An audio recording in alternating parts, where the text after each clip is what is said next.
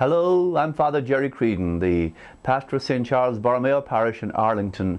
I would like to share a few thoughts with you as we celebrate 2009, the centennial anniversary of St. Charles Parish, the first parish founded in the county of Arlington. It's a wonderful parish. It's growing in size, over 3,000 households, diverse. We have old and young, people who have been here almost 100 years, and a whole crowd of young adults and young people. We're diverse culturally. We have a huge Latin American population, families that come from all over Latin America. About a third of our children are foreign-born. And yet we come together in unity, in diversity, in harmony. We are a parish that reaches out in service, reaches out to do justice, international outreaches in the Dominican Republic, especially in Haiti, in Africa, and a medical mission outreach in the Philippines. We are also a parish that devotes itself to education and evangelization, catechetics, in the spirit of our founder, Charles Borromeo, who established the first catechetical schools back years ago, the 16th century, in Milan. I would like to share with you some challenges that we face in this centennial year. A number of years ago, we built our community center, tremendous asset, hospitality, education, and outreach. We thought we could build our community center for $3 million. That was our first estimate. We went about the business of fundraising, and we pledged $4 million in Build the Spirit campaign, rooted in spirit, Build the Spirit campaign, and rooted in faith. We raised $4 million. However, the cost of the community center came to $5.2 million, which meant we had to take a loan from our diocese. Now, all of our pledges have come due this past Christmas. So the challenge we face is, how do we return that loan to the diocese, that $1.2 million that we still owe from the total cost of $5.2 million.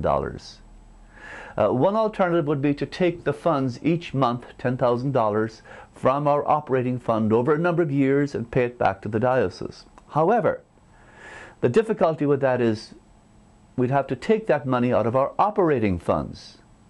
That would mean cutting back at our programs at the wrong time. We face a fiscal crisis that afflicts many families. We need to increase our programs to offer especially emergency assistance and support to families who are struggling. The last thing we need to do at this time is cut back our ministries. Now, the alternative is develop a centennial campaign that will raise the money to liquidate that debt. I believe we can do it. We can do it if we pledge over a 2-year period. It becomes a big challenge to raise over $1 million. However, when you consider the fact that you can raise $10,000 with $100 a week, or $2,400 with $100 a month, it becomes more feasible to consider raising substantial amounts of money. In addition to liquidating the loan, we would like to do some other very much needed projects. We would like to replace the windows and doors that are energy inefficient, that allow in the cold air, freezing cold air in the winter time, and the hot air in the summer. We would like to become more energy efficient, more green for a new century. Also, our school, which is thriving and growing. We've added a new preschool, or we would like to add an additional class for 3-year-olds. Our school is even more diverse than our parish. It's a family of faith.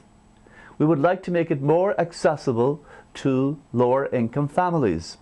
The way we can do this is by developing a Benedict Endowment Fund, named after our beloved Sister Benedict and the Benedictine sisters who have labored so long to build up our school.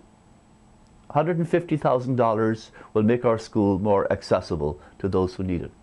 So all in all, we're talking about $1.5 million.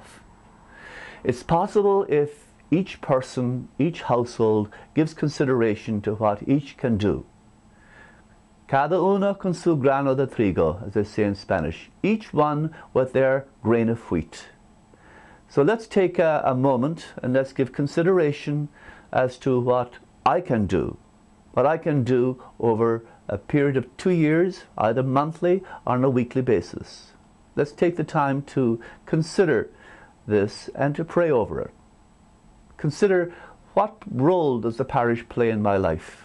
What priority does it have in terms of the institutions that claim my allegiance? Let's look at our priorities, other obligations, other needs, and give consideration to St. Charles. I know it ranks very high in our scale of values. It certainly does for me. And I invite you to join me in consideration, in prayer, and in action to give this parish the foundation it needs for a new century. I thank you for your time, your thought, and your prayer.